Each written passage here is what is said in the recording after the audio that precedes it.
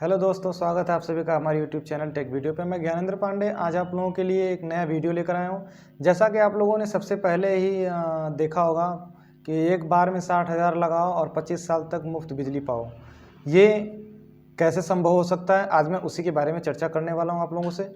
ये संभव हो सकता है हम अपने घरों में सोलर पावर प्लांट को लगा के हम 25 साल तक मुफ्त बिजली का यूज कर सकते हैं। सोलर पैनल जो है ये सूर्य से आने वाली किरणों को बिजली में परिवर्तित करता है और इसी बिजली से हम अपने घरों के उपकरण को चलाते हैं। तो चलिए हम बात कर लेते हैं कि सोलर पैनल से मुफ्त बिजली कैसे। हम आज बात करने वाले हैं 1 किलोवाट सोलर सिस्टम में क्या क्या हम यूज करेंगे और क्या क्या चला सकते हैं और कितने का ये पड़ेगा। तो जैसा कि 1 किलोवाट का सिस्टम है तो इसमें 1000 वाट से ही 1 किलोवाट का सिस्टम बनता है। तो इसमें हम सबसे पहले जो यूज़ करते हैं वो सोलर पैनल यूज़ करते हैं। सोलर पैनल जो यूज़ करते हैं हम वो किसी भी कंपनी का ले सकते हैं, अडानी का ले सकते हैं, लुमिनस का ले सकते हैं, यूटीएल का ले सकते हैं, टाटा का ले सकते हैं। बहुत सारी कंपनी हमारे मार्केट में है जिससे हम ये पैनल ले सकते हैं। 1 किलोवाट के लिए आप 3 पैनल लीजिए 330 वाट का, पॉली में लीजिए चाहे मोनो में लीजिए चाहे मोनोपर्क में लीजिए।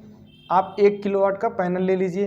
पहला 3 पैनल हो गया। दूसरा आप इन्वर्टर लेंगे 1 किलोवाट का। अगर आप ऑन ग्रिड लगा रहे हैं तो 1 किलोवाट का इन्वर्टर लेंगे, ऑफ ग्रिड लगा रहे हैं तो 1 केवीए का इन्वर्टर लेंगे। 1 से 1.5 केवीए का भी इन्वर्टर लगा सकते हैं। और बैटरी ऑफ ग्रिड में बैटरी लगेगी। बैटरी में हम 2 बैटरी यूज करेंगे 24 वोल्ट सिस्टम बनाने के लिए। एक 12 वोल्ट की बैटरी, एक बैटरी 12 वोल्ट की बैटरी, दूसरी बैटरी। बैटरी में हम 150 AH की भी ले सकते हैं, 220 की भी ले सकते हैं। आपके ऊपर डिपेंड करता है आप कितना बड़ा लें। और सबसे ज़रूरी चीज़ है स्ट्रक्चर। सोलर स्ट्रक्चर जो हम लगाते हैं इसका हमें बेसिक ध्यान देना, क्योंकि स्ट्रक्चर के सहारे ही हमारा प्लांट ज़्यादा दिन तक चल सकता है। अगर स्ट्रक्चर हमारा बहुत ही लूज़ है, बहुत ही कमज़ोर है, तो ज़्यादा दिन तक नहीं चलेगा। 4 से 5 साल चलेगा, 10 साल चलेगा। जो कि हमें 25 साल तक चलाना है तो हमें इस चीज़ का बेसिक ध्यान रखना है कि स्ट्रक्चर हम जो भी यूज कर रहे हैं वो GI का यूज करें, गैल्वेनाइज्ड आयरन हो, और उसके साथ में हमें उसका फाउंडेशन जो है उस अच्छे मटेरियल का यूज करें। गिट्टी बालू सीमेंट जो भी यूज़ कर रहे हैं अच्छा यूज करें। ऐसा ना हो कि सीमेंट की मात्रा बहुत ही कम कर दें तो हमारा स्ट्रक्चर जो बेस है वो बहुत हल्का हो जाता है। स्ट्रक्चर में जेड क्लैंप है, यू क्लैंप है, ये एल्यूमिनियम का अगर यूज करते हैं तो और भी अच्छा है, क्योंकि इसकी पकड़ जो होती है पैनल के बॉर्डर जो एल्यूमिनियम के होते हैं तो वो पैनल को अच्छे से पकड़ के रखता है। अगला हम बात कर लेते हैं इन्वर्टर से, पैनल से इन्वर्टर तक की वायरिंग जो है हमें वो DC केबल से करनी चाहिए। बहुत जगहों पे हमने देखा है कि लोग क्या करते हैं, कॉपर वायर, जो भी हमारा मार्केट में कॉपर वायर है उससे वो पैनल से इन्वर्टर तक की वायरिंग कर देते हैं। बट ऐसा ना करें। ऐसा करने से आपका लॉस होगा। बिजली जो भी बन रही है पैनल से वो इन्वर्टर तक आने में लॉस होगा। तो उसको कम से कम करने के लिए आप DC वायर का यूज़ करें। DC वायर टिन कॉपर का वायर होता है, उसको आप यूज करें। और उसके साथ में कनेक्शन के लिए आप पैनल्स और वायर के बीच में जो भी कनेक्शन दे रहे हैं, पैनल और वायर के बीच में कनेक्शन देने के आप MC4 कनेक्टर का यूज करें। एक ये कंपोनेंट है MC4 कनेक्टर। कुछ लोग क्या करते हैं कि कनेक्शन के लिए तार को छीलकर टेपिंग कर लेते हैं, तो ये एक तरह से लॉस ये भी है, क्योंकि बाहर से पानी आने का खतरा, शॉर्ट करने का खतरा। तो इस सब चीज़ों के बचाने के लिए आप MC4 कनेक्टर यूज़ करें।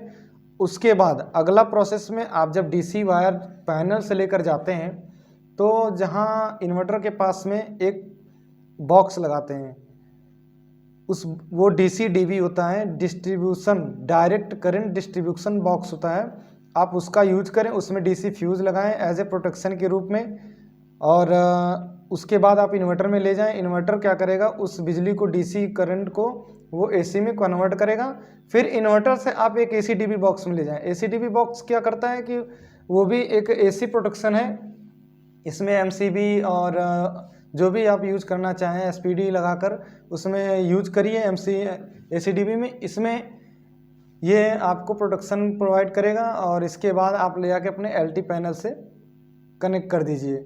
तो इस कंडीशन में ये तो ऑन ग्रिड में हो गया। ऑफ ग्रिड में क्या करना है कि ये DC-DB से आप इन्वर्टर में करेंगे, इन्वर्टर से बैटरी में कनेक्शन करेंगे, फिर बैटरी से इन्वर्टर का कनेक्शन तो रहेगा ही रहेगा। तो DC-DB, कुछ लोगों का क्वेश्चन ये होता है कि 1 किलोवाट में हम कितने कंपोनेंट्स चला सकते हैं। तो कुछ लोग ये भी क्वेश्चन करते हैं क्या हम 1 किलोवाट से AC चला सकते हैं, क्या हम 1 किलोवाट से अपना समरसेबल चला सकते हैं। तो ऐसा बिल्कुल नहीं कर सकते हैं आप, क्योंकि 1 किलोवाट जो हमारा समरसेबल होता है वो 1 किलोवाट से 1 किलोवाट तक का होता है या 1 किलोवाट से ज़्यादा होता है। एसी भी हमारा जो है उसकी भी पावर कंजम्पशन 1 किलोवाट से ज़्यादा होती है। तो ऐसे में हम सिर्फ़ और सिर्फ अगर बात करें तो 4 से 5 जो हमारा जो नॉर्मल घर का कंजम्पशन है, छोटे घर का कंजम्पशन है, 4-5 बल्ब हों, एलईडी बल्ब हों उसको जला लें, 2 पंखे हों उसको चला लें, और एक छोटा वाला जो मोटर आता है 500 वाट वाला उसको भी हम चला सकते हैं कुछ पल के लिए। अगर आपको एसी चलाना है तो अगर एक एसी चलाना है तो आप 2 किलोवाट का लगवाइए, 2 एसी चलाना है 3 किलोवाट का लगवाइए, लेकिन 1 किलोवाट में आप एसी नहीं चला सकते हैं। तो इस तरीके से आप अपने पावर प्लांट को इंस्टॉल करवा सकते हैं अपने यहाँ, और अपने ही घर पे अपनी बिजली खुद ही यूज कर सकते हैं। तो ये जो आपके टॉपिक थी, ये पूरा प्लांट जो 1 किलोवाट का है ये 60,000 में लगता है। जो भी कंपनीज़ हैं ऑन ग्रिड सिस्टम 60 में लगाती हैं, ऑफ ग्रिड सिस्टम जो है वो 70,000 75,000 अलग अलग रेट में लगाती हैं। ऑन ग्रिड सिस्टम और ऑफ ग्रिड सिस्टम से आप लोगों के मन में एक क्वेश्चन जरूर आ रहा होगा कि ये बार बार ऑन ग्रिड क्यों बोल रहे हैं, ऑफ ग्रिड क्यों बोल रहे हैं। तो जैसा कि मैं आप लोगों को बता दूं कि हमारे पिछले वीडियो में मैं ऑन ग्रिड के बारे में और ऑफ ग्रिड के बारे में मैं बता रखा हूँ, तो आप उस वीडियो को जाकर देख सकते हैं, जिससे आप लोगों को भी पता चले कि ऑन ग्रिड सिस्टम और ऑफ ग्रिड सिस्टम होता क्या है। सिंपल सी भाषा में अगर बताऊँ तो ऑन ग्रिड में बैटरी नहीं लगती है और ऑफ ग्रिड में बैटरी लगती है। ऑन ग्रिड डायरेक्ट ग्रिड से कनेक्ट होता है क्योंकि नाम से ही है ऑन ग्रिड, और ऑफ ग्रिड में ग्रिड से कनेक्ट होता है, लेकिन ज़्यादातर कंडीशन में क्या होता है, ग्रिड से सप्लाई बहुत कम जगहों पे जब मिलती है, बहुत ही कम मिलती है, तो वहाँ पे ऑफ ग्रिड यूज़ करते हैं। तो हम इस पूरे प्लांट में जो जो कंपोनेंट बताएं उसके साथ में आप लोगों को और भी कंपोनेंट यूज करने हैं, जैसे कि आपको एलए लगाने हैं, लाइटनिंग अरेस्टर, जिससे आकाशीय बिजली से सुरक्षा प्रदान करता है। पूरे प्लांट में हम 3 प्रकार का अर्थिंग करते हैं। ग्राउंड में हम 3 प्रकार की अर्थिंग रॉड डालते हैं, जिसमें एक एलए से कनेक्ट करते हैं, एक डीसी से कनेक्ट करते हैं, एक एसी से कनेक्ट करते हैं, ताकि हमारा जो प्लांट है वो सुरक्षित रहे।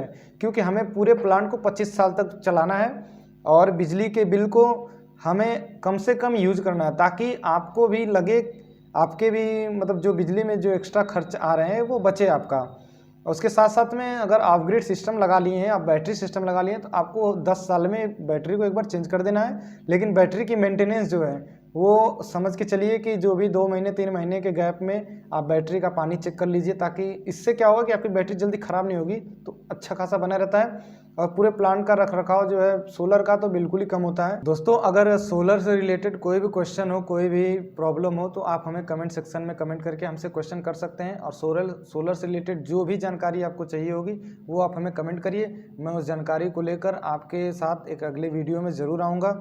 आशा करता हूँ आप लोगों को ये वीडियो पसंद आई होगी, और दोस्तों को भी शेयर करिएगा। लोगों को रिन्यूएबल एनर्जी की तरफ मोटिवेट होने के लिए अलग अलग तरीक़ों से, अपने तरीके से आप लोग उसे बढ़ावा दीजिए। धन्यवाद दोस्तों।